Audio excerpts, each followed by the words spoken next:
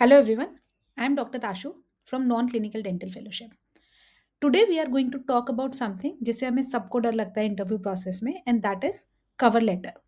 We will start with understanding कि cover letter क्या होता है. So cover letter is basically a short one-page note that you attach with your resume or your CV. Cover letter हम अपने CV और resume के साथ attach करते हैं जिसमें हम बोल रहे हैं कि this is our chance to directly speak to the company जहां पे हम एक्सप्लेन करते हैं कि why are we applying for this role and why are we a good fit for this role and why this role excites us. ये तीनों चीजें हम उसमें कवर करते हैं। हम कवर लेटर को सोच सकते हैं कि एक एलिवेटर पिच है। Elevator pitch is basically a pitch जो कि फाउंडर किसी को पिच करते हैं अपने आइडियाज के लिए, but they do it in 30 seconds. इस चीज को हम एलिवेटर पिच कहते हैं। तो हम कवर लेटर को एक शॉर्ट पिच की तरह सोच सकते हैं कि हम कंपनी को बोलेंगे कि why are we applying for this role and why we think we are a good fit, और ये रोल हमें कैसे एक्साइट करता है, राइट।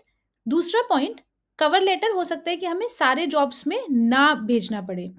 कई बार अगर आप जॉब डिस्क्रिप्शन देखेंगे तो कंपनीज मेंशन करती है कि आप कवर लेटर भी अपने सीवी या रेज्यूमे के साथ भेजें।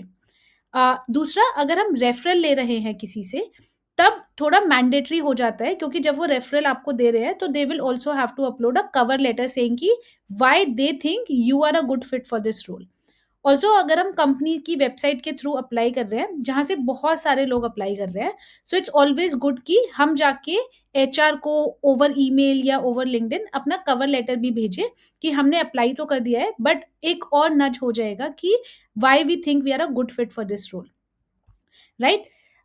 हम इसलिए ये बात कर रहे हैं क्योंकि कवर लेटर ज़्यादा इंपॉर्टेंट हो जाता है for dental graduates like us, जहाँ पे हम एक नॉन ट्रेडिशनल बैकग्राउंड से नॉन क्लिनिकल रोल्स के लिए ट्रांजिशन कर रहे हैं। तो समझाना कि हम क्यों वो ट्रांजिशन करना चाहते हैं थोड़ा सा ज़्यादा इंपॉर्टेंट हो जाता है। Next we are going to discuss कि हम कवर लेटर में क्या ऐड कर सकते हैं, which is the most important point, right.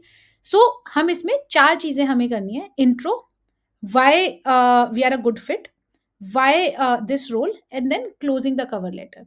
पहले में हम बोल सकते हैं कि uh, introducing ourselves, state the role that you are applying for and how you heard about it, right.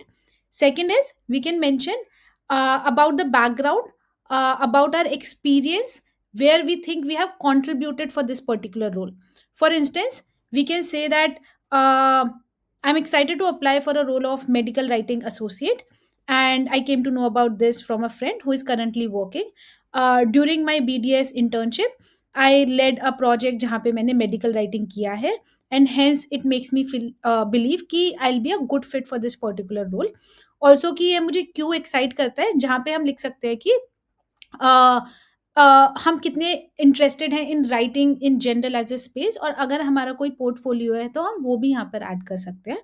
And then closing it with expressing interest in saying ki thank you for giving an opportunity, and that you are really interested in the role. Keep it small, crisp, and very conversational. It does not have to be very heavy English words. Keep it small, keep it nice, simple English, no fancy language. At the end I just want to say that cover letter लिखना हमें scary लगता है, but वो उतना scary नहीं होता है।